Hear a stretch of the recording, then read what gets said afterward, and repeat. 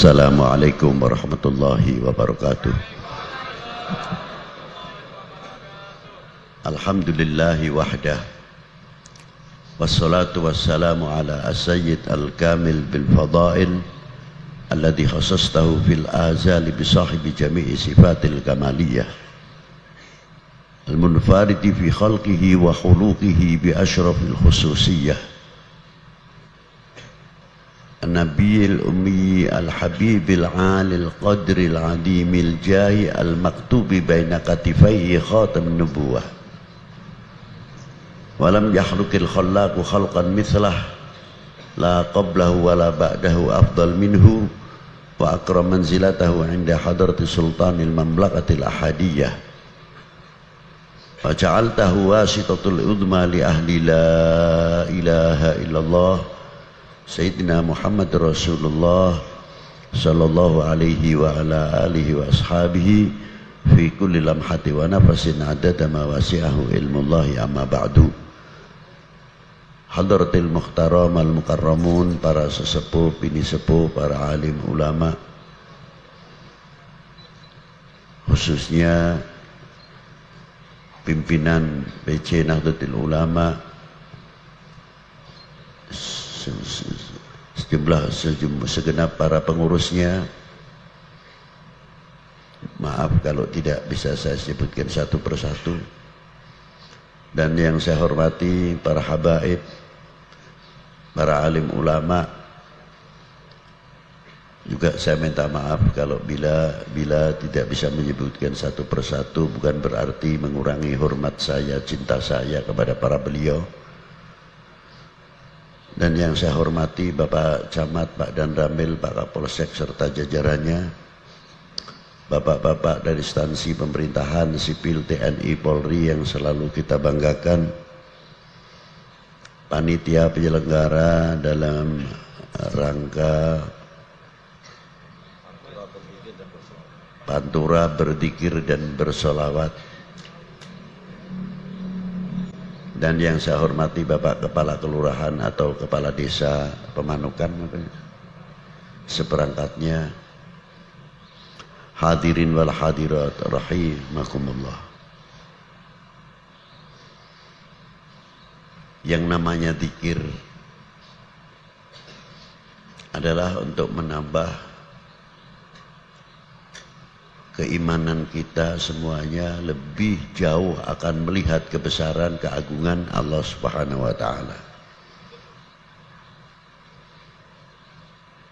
Zikir kita yang pertama kepada Allah Subhanahu wa taala. Seperti di dalam makna alhamdu, kalau bahasa Jawa disebut alhamdu tawi sekai puji kang papat iku lillahi kagungane Gusti Allah. Sifate Allah Rabbil Alamina kang mengengerani wong alam kabeh.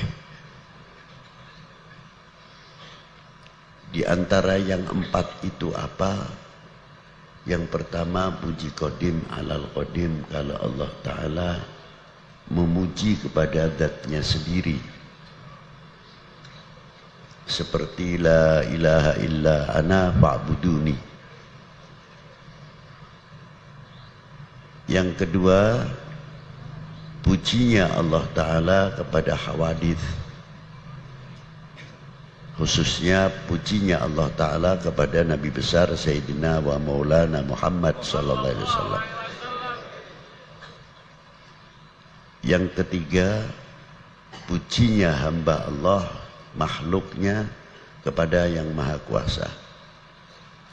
Yang keempat, sesama antara hawadith dan hawadith atau makhluk dengan makhluk. Itu semuanya adalah milik Allah Subhanahu wa ta'ala. Maka bila mana kita mau mengetahui, mengucapkan kalimat alhamdulillah, bagian daripada ucapan terima kasih kita kepada Allah Subhanahu wa ta'ala, pasti ucapan kalimat terima kasih sementara waktu masih belum ada penggantinya yang lebih cantik, lebih halus dari kalimat terima kasih. Dibanding dengan jasa, jangan kepada Allah terlalu tinggi, jasa kepada seseorang saja untuk mengucapkan terima kasih sulit, karena terima kasih itu terlalu kecil kalau dibanding dengan jasa perorangan. Tapi tidak ada kata lain yang indah dari ucapan terima kasih. Kalau bahasa Jawa mungkin matur nuwun, Sunda hatur nuhun, dan sebagainya dan sebagainya. Kita kembalikan kepada Allah Subhanahu wa taala dengan ucapan syukur itu tadi, dengan ucapan alhamdulillah. Kalau seseorang mengerti dalam kalimat alhamdulillah dengan sabdanya Allah Subhanahu wa taala, la ilaha illa ana fa'buduni, tiada zat yang wajib disembah terkecuali aku, fa'buduni, maka sembah sujudlah kepadaku. Kita tafsirkan dalam kalimat alhamdulillah sangat luas sekali. Tiada zat yang wajib aku sembah terkecuali ana, saya yang telah menciptakan kau sekalian, Rabbul Alamin, Tuhanmu sekalian alam. Tidak ada zat yang wajib engkau sembah dengan sesungguhnya terkecuali aku yang telah menghidupkan kalian, yang telah memberi rezeki kepada kalian, yang memberikan fadl kepada kalian, sehingga aku jadikan manusia yang beriman. Jadi kalau kita bedah kalimat alhamdulillah sangat luas sekali. Ini bagian daripada zikir. Dan di dalam zikir itu sendiri telah ditekankan oleh Allah Subhanahu wa taala, ala bidzikrillah tatmainnul qulub.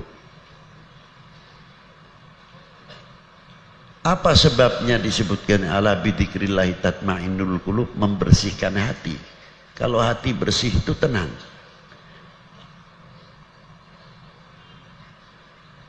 Jangankan lagi masalah kebersihan hati seseorang, kebersihan fisik secara jasmani saja. Kita bertanya, kalau tidak mandi 1 hari bagaimana rasanya? Kalau tidak mandi 2 hari bagaimana rasanya? Kalau tidak mandi 3 hari, 4 hari, apalagi tidak bersalin pakaiannya, mana bau keringatnya sendiri kagak betah, apalagi bau keringat, bau pakaiannya sendiri. Allah Ta'ala memberikan satu alat untuk membersihkan, adalah air. Di dalam air itu sendiri mempunyai kandungan mineral. Tidak sembarang asal air Allah Ta'ala memberikan. Yang ada pada diri air suatu ilmu yang harus kita berzikir di situ. Siapa yang menciptakan air ini?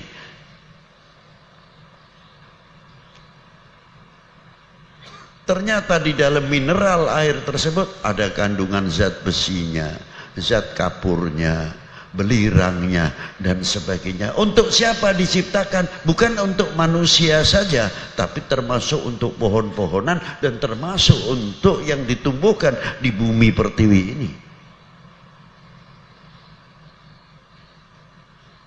Seandainya di sini satu desa, luasnya tanah tersebut mempunyai kandungan besinya tinggi, oh kalau di sini untuk tanaman padi bagus sekali.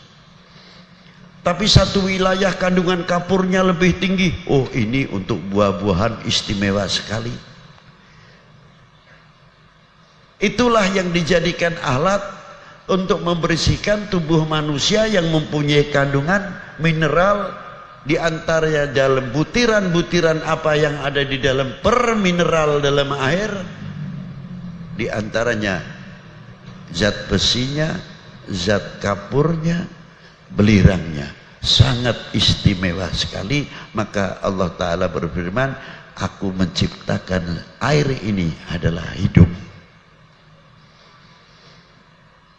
Tapi sejauh mana kita ini mau menguak keistimewaan air tersebut? Seperti kita ini setiap hari harus mengeluarkan energi.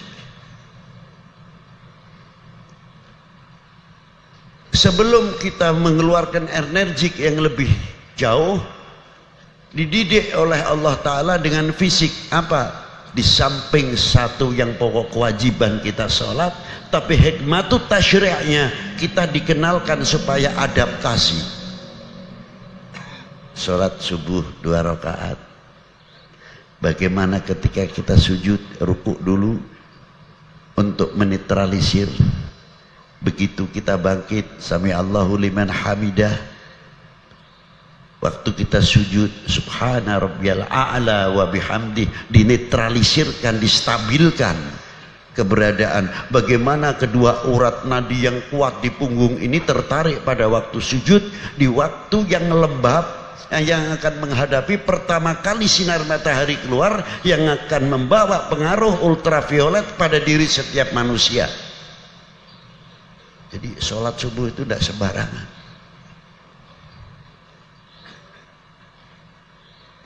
Disitulah kita mulai bagaimana cara menghirup udara, bagaimana diatur secara yoga dalam ucapan, dalam mengucapkan, dalam membaca. Bismillahirrahmanirrahim. Alhamdulillahi rabbil alamin. Ar-Rahmanir-Rahim. Maliki yaumiddin. Satu nafas, satu nafas. Untuk melatih apa? Degup jantung yang luar biasa. Bagaimana cara mengendalikan pernafasan itu sendiri? Begitu salam, assalamualaikum warahmatullah, assalamualaikum warahmatullah, ada bacaan wiridan, baru kita keluar, kenal udara waktu subuh, sudah mendapat adaptasi pada waktu sholat subuh yang luar biasa. Sudah wajib, ditambah lagi kesehatan oleh Allah Subhanahu wa Ta'ala. Satu contoh. Nanti ditambah lagi pada waktu kita mendekati panas yang luar biasa, ditambah sholatul isyraq. Mendekati lagi teriknya matahari, sholatul duha. Pengendalian lagi, adaptasi yang sangat luar biasa. Didukung oleh apa? Peranan pada waktu kita wudhu, di mana kita wudhu, ketika kita wudhu, daerah-daerah yang diwudhui rata-rata kulit yang sangat sensitif. Muka, ini lubang purinya sangat lembut sekali dibandingkan kulit yang lain. Terus kafuliyat, ubun-ubun dan lain sebagainya.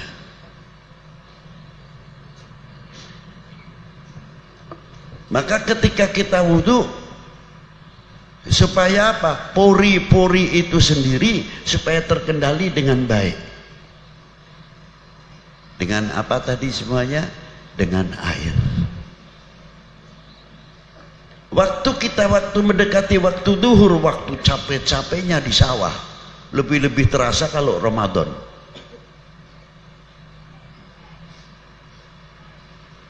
Kita guyur kaki kita dulu sebelum mandi, disunahkan jangan langsung mandi. Kalau Rasulullah kalau mandi kakinya dulu disiram biar netral, tidak langsung kacai tidak, langsung disiram kakinya dulu supaya hangatnya ini merata. Akhirnya dari kepala, dari ubun-ubun itu kayak keluar asap atau hangatnya itu keluar.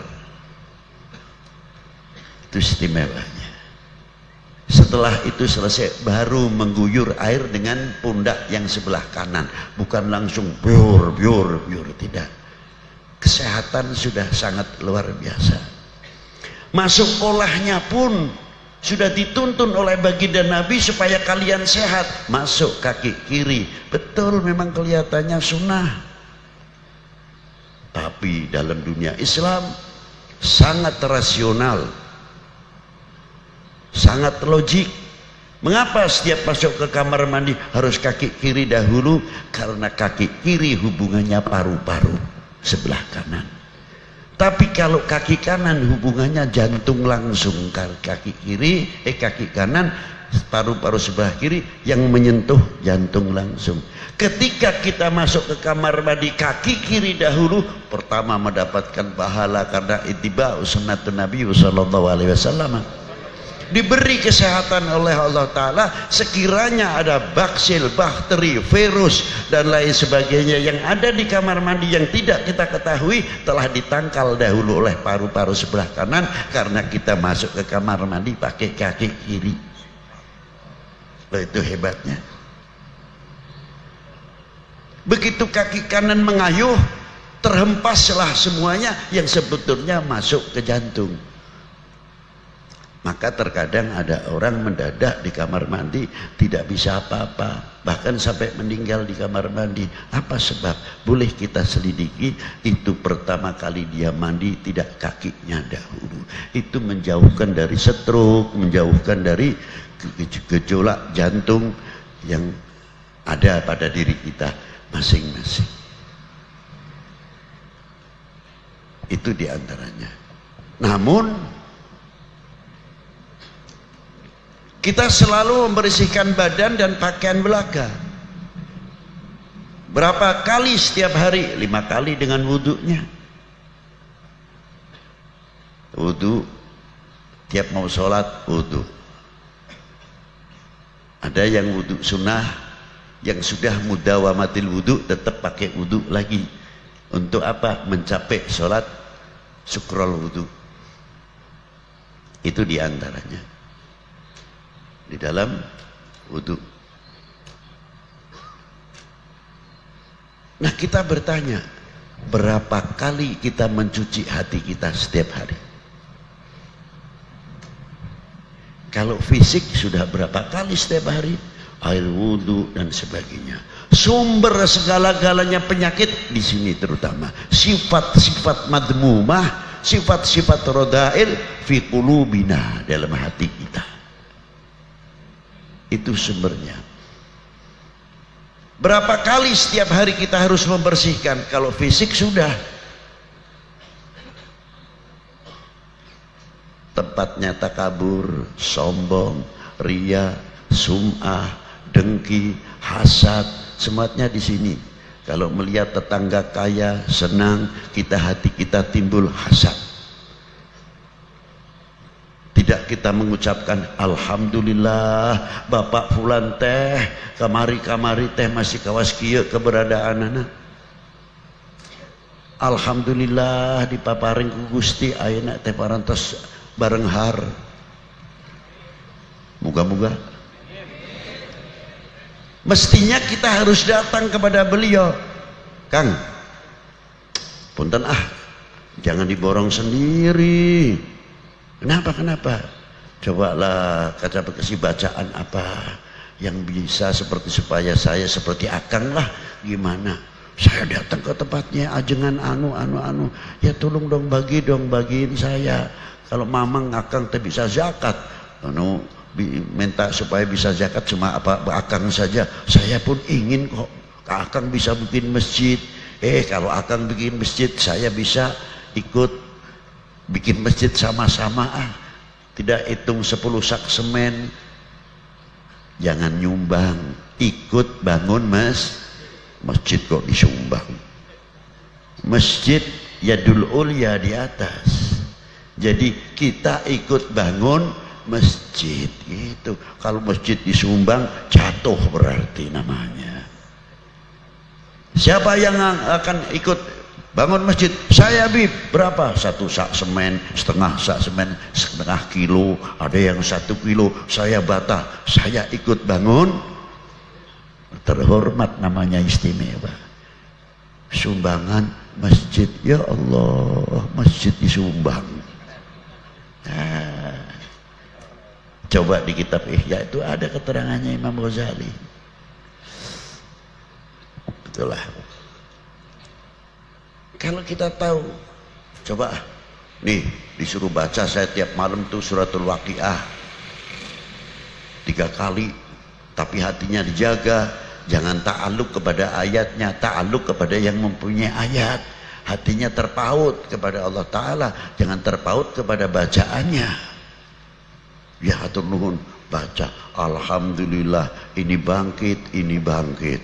Lalu teman-teman yang lain coba ke dunia ekonomi, dunia Islam maju luar biasa kalau bisa begitu. Karena apa? Sama-sama membersihkan hati. Maka firmannya Allah Ta'ala tepat, ala bidzikrillahi tatma'innul qulub. Loh, di situ diantaranya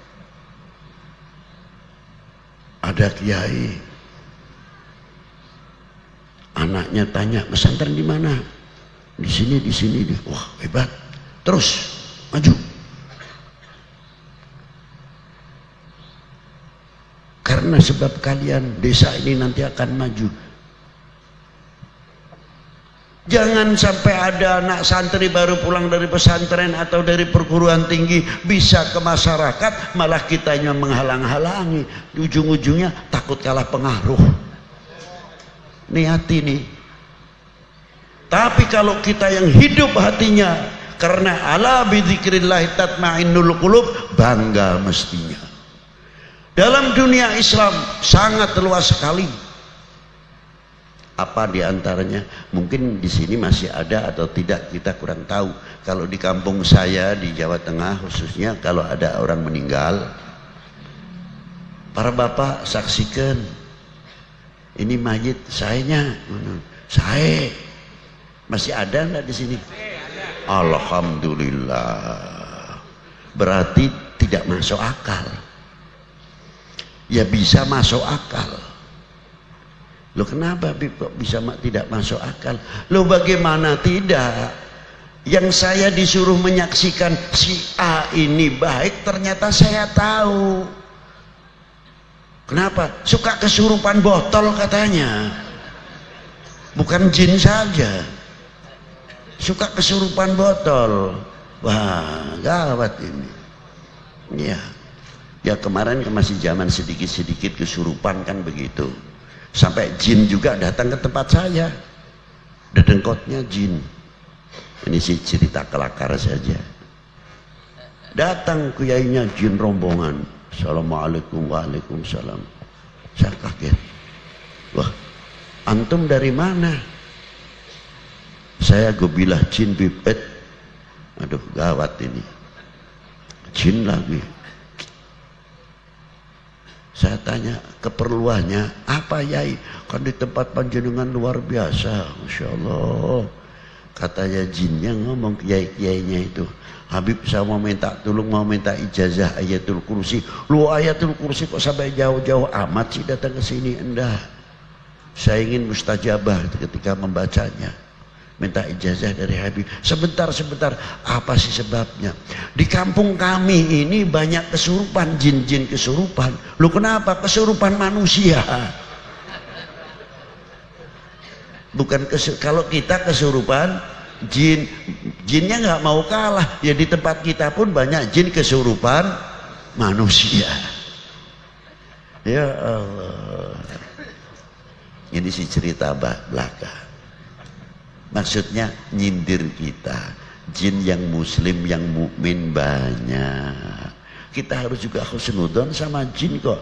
Allahumma ghfirli wali walidayya wal mu'minin wal mu'minat wal muslimin wal muslimat. Apa jin yang Islam gak masuk termasuk mukminin wal mu'minat, muslimin wal muslimat juga masuk.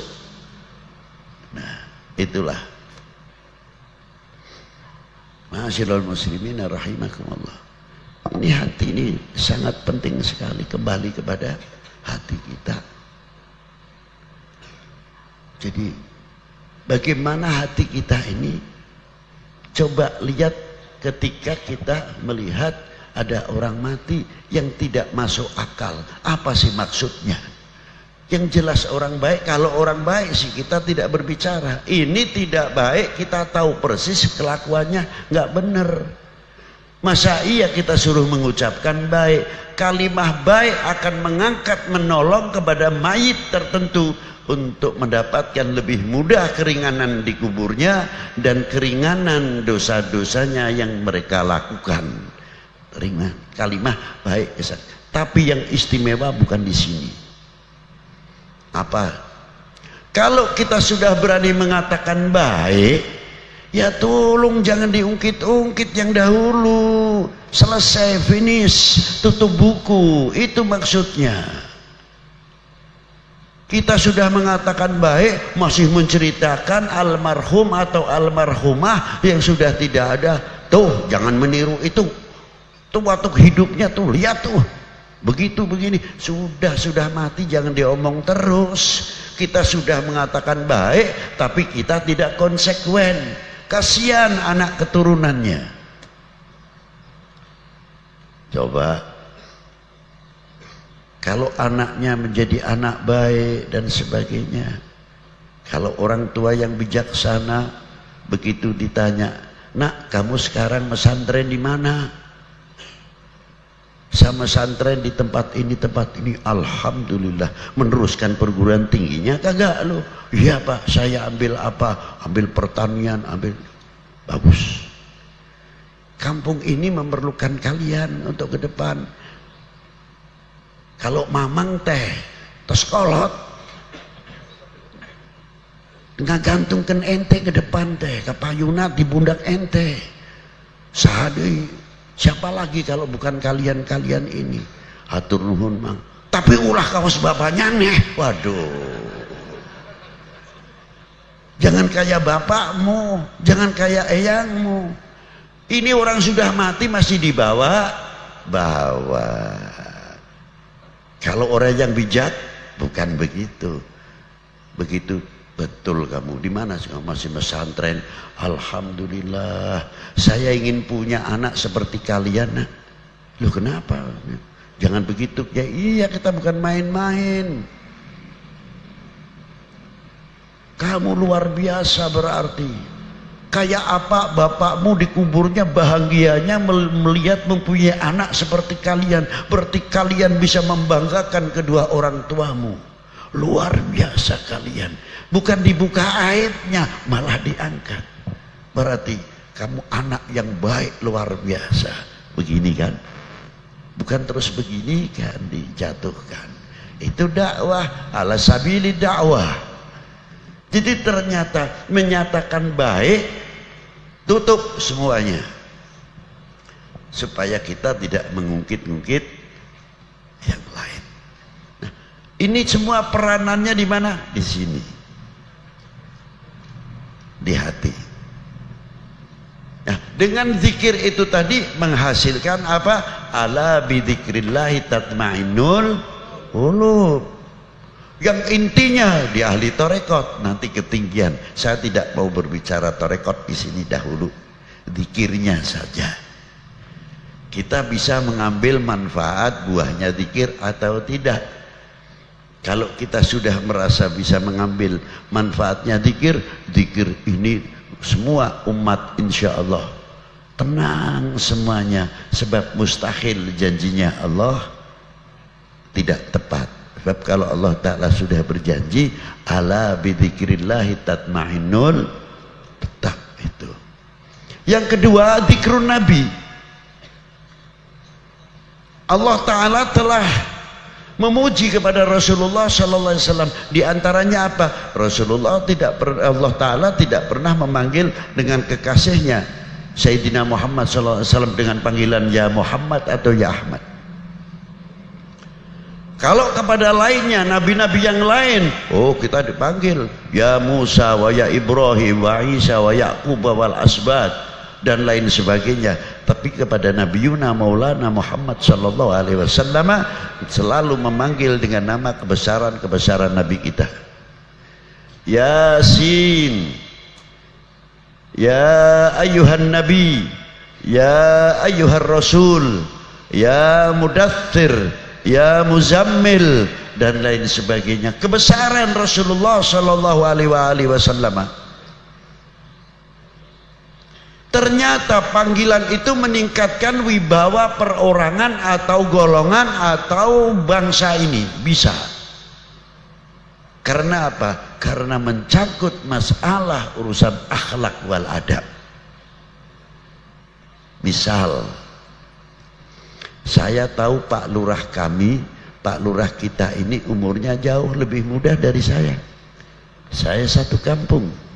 Tapi sudah dipilih oleh warga desa adalah menjadi bapaknya warga desa, walaupun umurnya masih muda.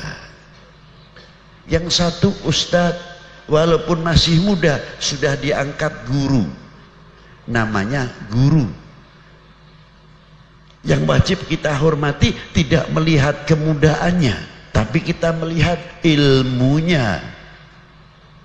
Dipanggil nak ustadz kalau saya lebih tua, di ustadz lebih tua sedikit, mas ustadz kalau lebih tua, mas lurah, kang lurah, pak kepala desa atau pak lurah, paku, dan lain sebagainya. Ini akan meningkatkan sampai ke RT pun. Kalau kita bisa menghargai Pak RT, Pak RW, kita akan dilihat sama orang apa diantaranya. Ya Allah, warga desa ini ternyata sama RT-nya saja tidak berani manggil namanya saja, dipanggil Pak. Dipikir oleh orang oknum-oknum manusia yang akan merusak RT-RT-nya, lebih-lebih ke desanya. Masih muda lurahnya aja dipanggil Pak Lurah. Sangat hormat kita kepada para beliau. Desanya akan aman. Karena siapa? Kewibawaan kepala desanya. Karena dari kita semuanya. Bagaimana kepada pimpinan-pimpinan kita, ulama-ulama kita, sesepuh-sesepuh kita. Begitu pula dari pimpinan-pimpinan negara. Pak Bupati, Pak Wali Kota, kita panggil walaupun umurnya muda. Sampai orang nomor 1, Bapak Jokowi dulu, Bapak SBY, Bapak Gus Dur, dan lain sebagainya. Walaupun yang sudah tiada, Bapak Harto, bukan Soeharto saja, Pak Harto, Pak Karno. Beliau telah banyak mengambil jasa, andil mengisi kemerdekaan ini. Dari sebelum 1945 sampai selanjutnya pada waktu zaman Pak Karno. Banyak mengisi kemerdekaan. Telah andil banyak, Pak Harto sama, dan presiden yang lain pun sama. Sedikit banyaknya telah mampu mengisi kemerdekaan. Kalian sama kita telah mengisi apa? Tanya kepada diri sendiri. Coba pernah mengisi apa? Ribut saja. Negara lain sudah maju luar biasa, kita masih ribut. Pelkada nanti sendiri ribut, nanti masalah lainnya ribut. Terkadang maaf saja, oknum kiai dengan kiai tidak akur gara-gara beda toblosan, beda baju. Doanya si ukhuwah Islamiyah, ukhuwah watoniyah. Belum yang lainnya. A sama B tidak akur. Terkadang sampai sholat satu masjid, kalau kelihatan imamnya si A mundur, sholat sendiri. Karena apa? Apakah begitu dunia Islam mengajarkan? Tidak. Al-Islam rahmatan lil alamin, selalu menjadi kepanjangan tangan untuk membangkitkan, membangun keintelektualan dan ilmuwan setiap apa yang ada dalam dunia Islam itu sendiri. Coba. Itu satu contoh. Maaf saja kalau tersinggung. Nah, Ini satu contoh. Coba ini menyangkut masalah hati yang kaitannya dengan ala bidzikrillahi tatmainul qulub, kewibawaan. Bagaimana kepada baginda Nabi sallallahu alaihi wasallam? Kalau semuanya umat ini memanggil baginda Nabi Sayyidina Maulana Muhammad SAW, paling tidak baginda Nabi besar Sayyidina Muhammad SAW, akan diperhitungkan. Umatnya saja nggak sembarangan mengucapkan nabinya Muhammad, kata Muhammad berkata, Ahmad berkata. Bagaimana orang lain untuk menghormati nabi kita, untuk menghormati umat Islam, sedangkan kita sendiri terkadang menyepelekan Muhammad, Ahmad. Jangan salahkan mereka, karena yang membuka pintu siapa? Kita sendiri. Jangan dibesar-besarkan. Nabi Muhammad kan manusia biasa. Manusia biasa bisa jadi nabi?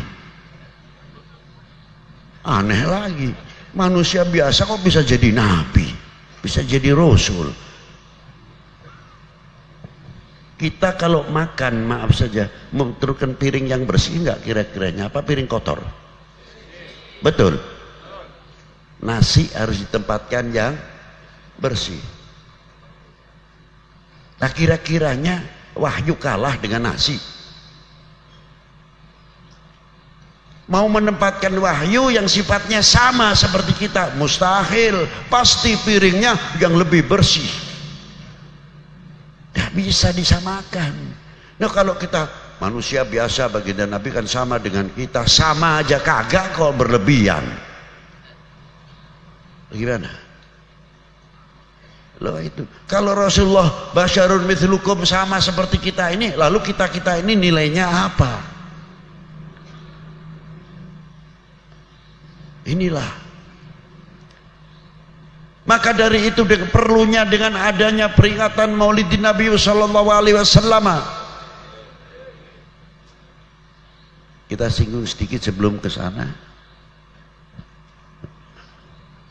Hampir jam 1, Pak. Terus? Nggak ngantuk? Nggak capek? Kitanya yang capek.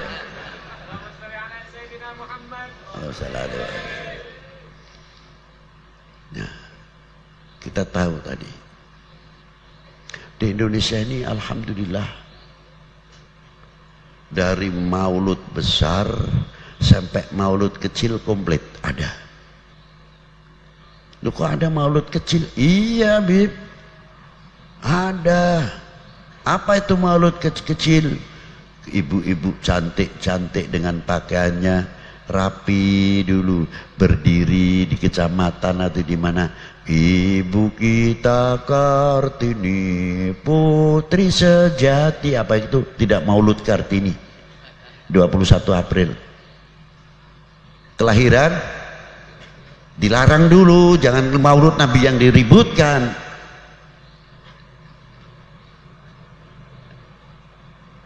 Iya kan? Nah, maulud besarnya Nabiuna Maulana Muhammad sallallahu alaihi wasallam.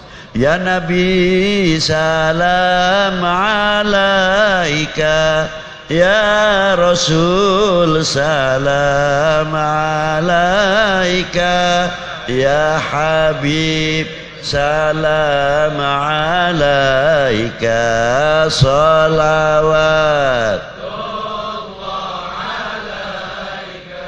Dulu sahabat zaman Rasulullah ada enggak salam begitu? Ada, pakai mukhattab. Kalau dalam dunia nahwu disebut al-mukhattab istighdari. Jadi ketika kita mengucapkan assalamualaikum ayuhan nabiyyu wa rahmatullahi wa barakatuh, seolah-olah Rasulullah itu di depan kita. Nah, sahabat dulu hebat, makmumnya sama Rasulullah.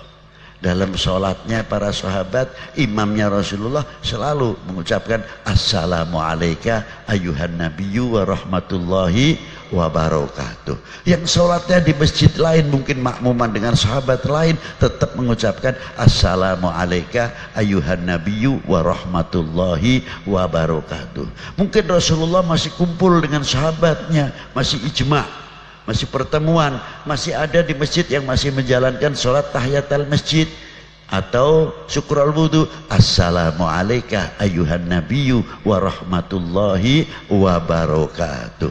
Luar biasa. Maka di dalam innallaha wa malaikatahu yusholluna alan, yusholluna kalimahnya mudhari bukan madhi, sampai sekarang pun masih berjalan terus rahmatnya Allah Ta'ala kepada baginda Nabi Sallallahu Alaihi Wasallam. Karena salawatnya Allah Ta'ala kepada Rasulullah apa? Salawat rahmatan makrunatan bita'adim. Keterangan Ibnu Hajar, Ibnu Qadi Iyad dan lain sebagainya di dalam kitab Sa'adatud Darain, as-salat ala sayyidil kaunain. Nah, kita di dalam dakwah malam ini kita bangga, maaf kita tidak memuji. Apa yang namanya orang berdakwah ini hanya saya yang di atas mimbar begini, atau para kiai, para ajengan, atau Habib yang lain tadi telah memberikan tausiahnya, masalah hanya beliau-beliau dan kita-kita ini saja. Beliau panjenengan ini termasuk dakwah. Di mana buktinya dakwah?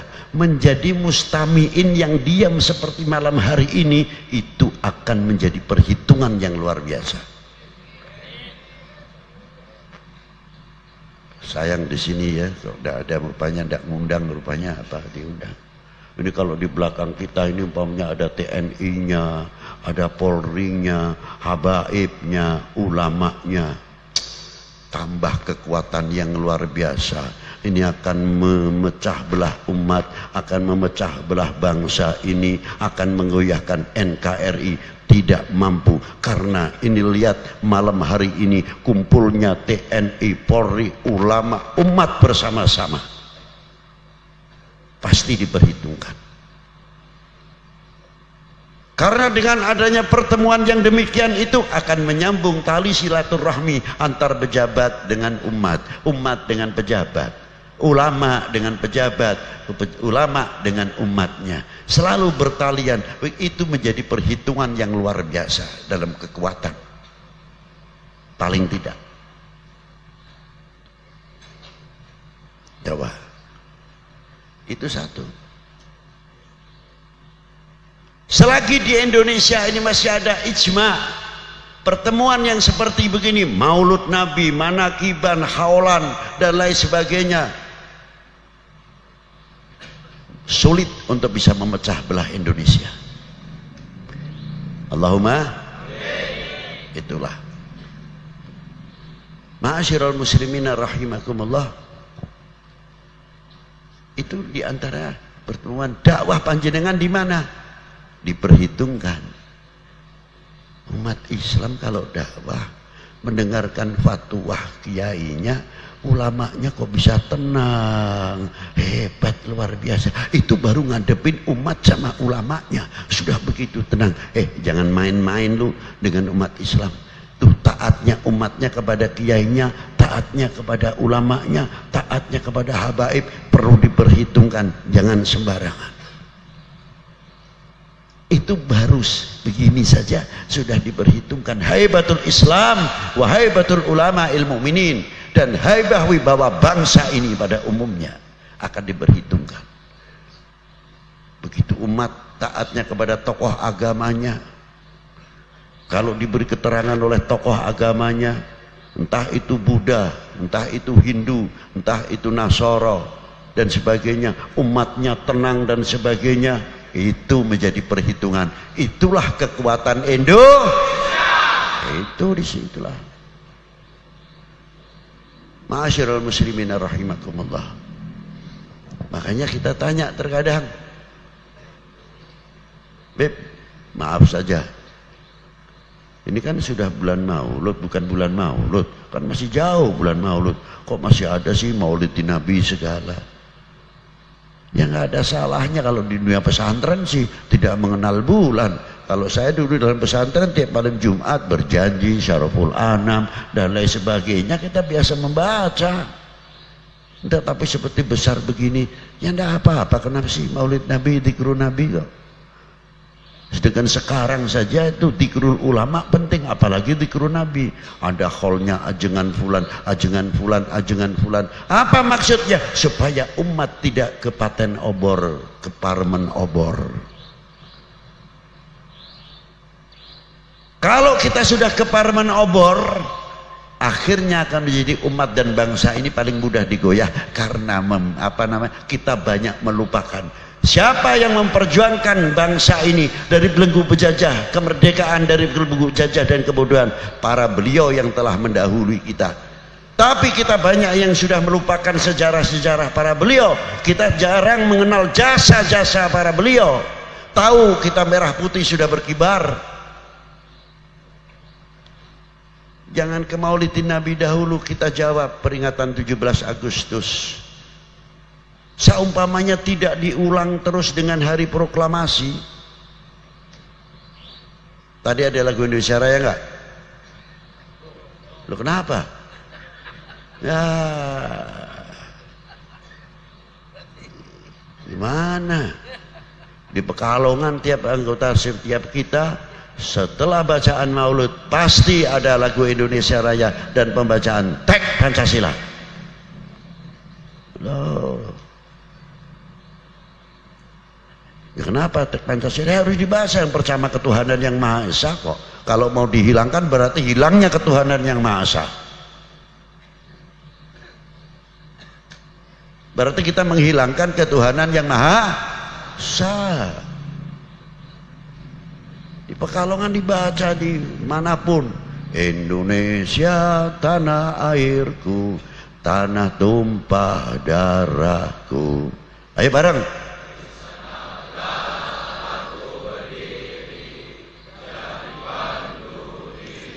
Aduh suaranya kok lemah betul ya. Bentar.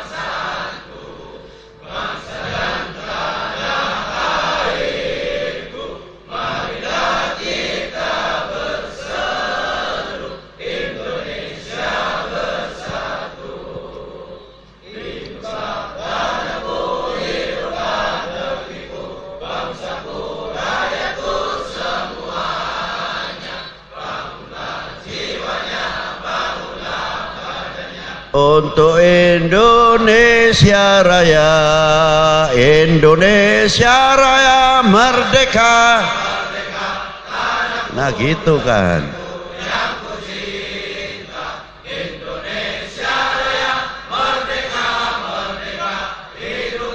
Indonesia Raya, Indonesia Raya merdeka.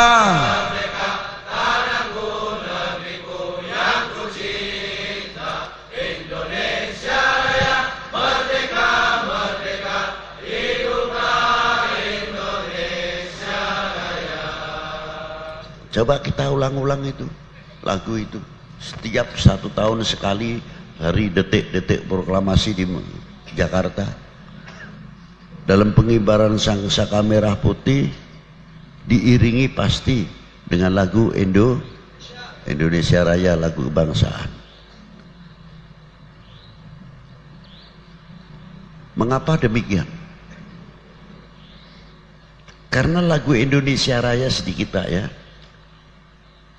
bukan sekadar lagu kebangsaan, tapi ada ikrar pernyataan. Setiap individu bangsa menyatakan bahwa Indonesia tanah airku. Bukan basa-basi. Mau keturunan Arab kayak, mau keturunan Cina kayak, mau siapa kayak, hidup di Indonesia, dilahirkan di Indonesia, harus berani menyatakan Indonesia tanah tuh.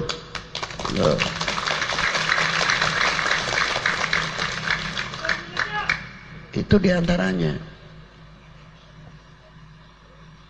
Indonesia tanah airku. Di mana saja, silahkan sekolah di Amerika, makan di Amerika pakai sendok garpu, pakai peso ngiris daging, Bahasanya sudah yes, yes, yes, yes, no, nah, no, nah, no. Masa bodoh. Tapi jangan pangkling dengan dirinya sendiri. Saya bangga menjadi bangsa Indonesia. Saya bangga menjadi anak Indonesia. Harusnya kan begitu. Tidak parangkring sareng badana sorangan. Yang dari Timur Tengah, tinggal di Timur Tengah, tetap sama. Yang ilmu kita petik dari Timur Tengah justru untuk memperkuat hubbul watonnya, untuk memperkuat jati dirinya, untuk memperkuat harga dirinya. Loh, luar biasa. Itulah. Maka kita tidak cukup dari itu. Bapak-bapak kita ini pernah bertanya atau tidak kenal sejarah atau tidak? Mungkinkah merah putih itu berkibar dengan sendirinya? Tidak. Kemerdekaan Republik negara kita ini bukan hadiah, tapi berjuang, meneteskan keringat dan meneteskan darah. Tidak cukup dari itu. Berapa ratus, berapa ribu tokoh-tokoh kita yang menjadi syuhada demi cintanya kepada Republik ini, cintanya kepada bangsa ini, merebut dari penjajah, mengganti bendera kita yang berkibar kembali. Merah, putih. Betul, itu tidak ada tulisannya. Kan merah rumah merah putih apa enggak mitos? Enggak, kemarin bagaimana niatnya? Jangankan lagi itu, minum obat saja kalau nggak kebetulan syirik kok. Coba orang minum obatnya taruh meja, bisa nggak si obatnya itu lari ke mulut kita sendiri? Bisa nggak? Nggak bisa. Ngangkat dirinya sendiri masuk ke mulut kita aja ngampu, mau menyembuhkan orang dari mana? Ini ilmu tauhid itu. Betul kan? Nggak bisa. Tapi kita disuruh ikhtiar. Tetap kita minum obat yang menyembuhkan Allah Ta'ala, bukan obatnya. Kalau yang menyembuhkan obat syirik. Jangan ke kuburan jauh-jauh, lagi-lagi kuburan jadi bahas. Terlalu jauh. Harian saja kita saja kalau nggak kebetulan pasti ketemu kesyirikan. Kalau nggak kuat-kuat, hati-hati iman kita. Kalau nggak makan mati. Loh, Tuhan kita nasi apa gimana?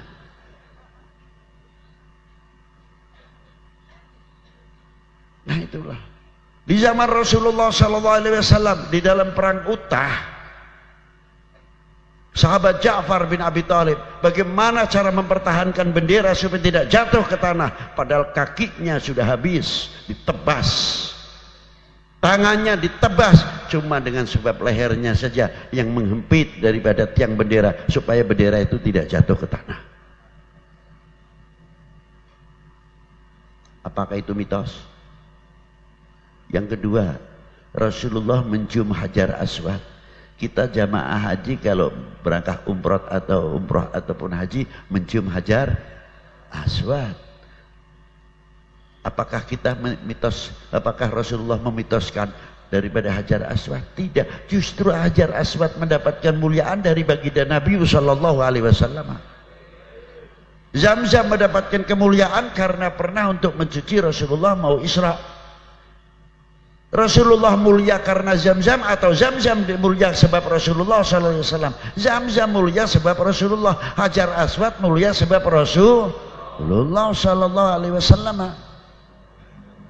Loh, itu kan Rasulullah andai kata tidak usah dicuci jangan diantam, Rasulullah athhar, suci-sucinya hamba Allah, suci-sucinya makhluknya Allah Ta'ala. Itu kan sebab. Nah kita tahu dalam merah putih itu, kita ngerti kalau itu secarik kain, tapi mempunyai nilai yang berbeda. Walaupun tidak ada satu huruf di dalam merah putih itu, tapi ada kandungan harga diri bangsa, kehormatan bangsa, jati diri bangsa. Kita hormat kepada merah putih karena kita mengetahui kehormatan ya itu kan yang kita hormati.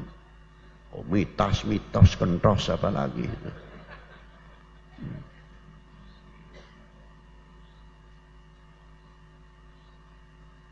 Nah, seandainya kita tidak mengetahui bagaimana sejarahnya merah putih hingga berkibar kembali, kita sekarang ke Parman Obor, lalu kita jadinya apa? Alhamdulillah setelah 17 Agustus selalu kita adakan lagi pengibaran merah putih di setiap instansi pemerintahan, lalu di sekolahan dan lain sebagainya, tetap berkibar setiap paginya, mengingatkan kepada kita bukan sekadar berkibar untuk menjadi ibroh untuk kita semuanya, mengambil hikmah. Itu tidak berdiri dengan sendirinya tapi penuh perjuangan. Lalu apa?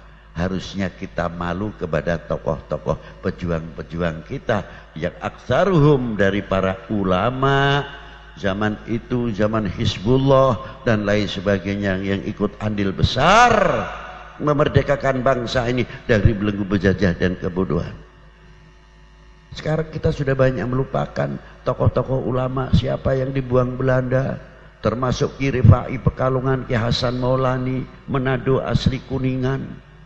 Coba, belum tokoh-tokoh ulama yang lainnya, belum Diponegoro, Ki Mojo, Sentot Prawiro Dirjo dan tokoh-tokoh yang lain-lain, sampai ke Pak Karno, sampai ke Pak Harto. Hampir kita ini hampir banyak melupakan, terutama intabi, hati-hati anak-anak kita, jangan sampai kedidik melupakan sejarah. Kalau kita ingat kepada jasa para beliau, akan menjadi kokohnya bangsa ini. Semakin kokohnya kesatuan persatuan. Karena apa? Kita malu kepada para beliau yang ikut andil besar di dalam memerdekakan bangsa ini. Mestinya begitu. Belum kita Rasulullah terlalu tinggi lah. Ini ke bawah saja dahulu. Kita akan menggalang kesatuan persatuan semakin kuat, semakin kokoh. Kita ingat pada suatu hadis, masalah bab amal ma'ruf nahi mungkar mahabbah tadi sudah diterangkan oleh Habib Ahmad, fa insyaallah. Karena kita berbicara begini, kita sedikit melihat melenturnya nasionalisme, melenturnya kecintaan kita kepada bangsa dan tanah, lebih-lebih kepada baginda Nabi sallallahu alaihi wasallam. Saya ingat satu ayat, qul in kuntum tuhibbunallah fattabi'uni yuhibbukumullah, ila akhiril ayat. Rasulullah ditanya, ya Rasulullah, mata aku mu'minan shadiqan ya Rasulullah. Sejauh mana kita ini dikategorikan orang-orang yang beriman? Selagi engkau mencintai Allah, selanjutnya ya Rasulullah mencintai utusannya, selanjutnya ya Rasulullah ikut ittiba sunnahnya dan tarekatnya. Tengah-tengah hadis ini saya mengambil filosofinya, maknawiyahnya. Rasulullah bersabda, wala yatawaffatun nas fil iman ala qadri tafawutihim fi mahabbati. Kadar bobot iman seseorang adalah tergantung kecintaannya kepadaku. Kalau cintanya luar biasa kepada Rasulullah, imannya semakin meningkat, semakin kuat, luar biasa. Tapi oknum-oknum manusia yang akan menghancurkan umat Islam khususnya, dan akan menghancurkan umat beragama pada umumnya, dan akan menghancurkan bangsa ini, dibelokkan tafsirnya, dibelokkan, dibalik artinya. Oh, kalau begitu, kalau mau menghancurkan umat Islam khususnya umat beragama pada umumnya, lemahkan kecintaan umatnya kepada nabinya. Semakin melemah, semakin lemah, semakin lemah, umat Islam khususnya mudah dihancurkan. Umat beragama mudah dihancurkan. Karena apa? Umatnya sudah jauh dari para tokoh-tokohnya. Dan selanjutnya, bagaimana cara menghancurkan bangsa ini?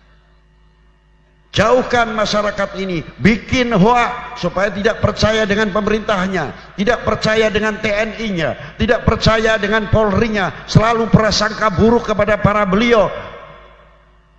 Dan jauhkan umat ini kepercayaannya kepada ulama. Cari segala bentuk kelemahan oknum-oknumnya. Kembangkan supaya semakin melorot kepercayaan kita kepada pemerintah, kepercayaan kita kepada TNI-nya, Polri-nya, sampai kepada ulama. Bila mana ini terjadi, paling mudah bangsa ini dipecah belah. Akhirnya Indonesia diharapkan bisa dipecah menjadi sekian bagian. Wahai bangsaku yang kubanggakan, relakah negerimu terpecah belah? Jawab yang tegas.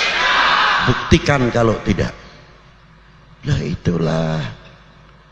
Mari kita rapatkan jajaran kita ini. Jangan memberikan kesempatan seujung rambut pun kepada oknum-oknum manusia yang akan memecah belah umat Islam, khususnya umat beragama pada umumnya, dan akan memecah belah NKRI, akan menggoyahkan NKRI. Jangan berikan kesempatan seujung rambut pun apapun kita hadapi yang akan menggoyahkan NKRI. Wassalamualaikum warahmatullahi wabarakatuh.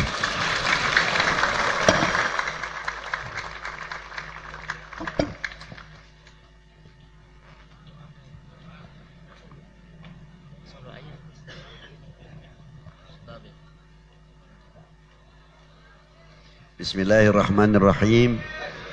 Allahumma salli ala sayyidina Muhammad wa ala ali sayyidina Muhammad. Amin. Amin. Allahumma aslil imam wal ummah wal ra'i wal ra'iyah wa alif baina qulubihim wa adfa' syarra ba'dhum an ba'd. Allahumma salli, Allahumma kfina, Allahumma antakfiyana syarra mimman nakhafu wa nahdar. Allahumma salli ala sayyidina Muhammad wa ali sayyidina Muhammad. Allahumma rabbana atina fid dunya hasanah wa fil akhirati hasanah wa qina adzabannar.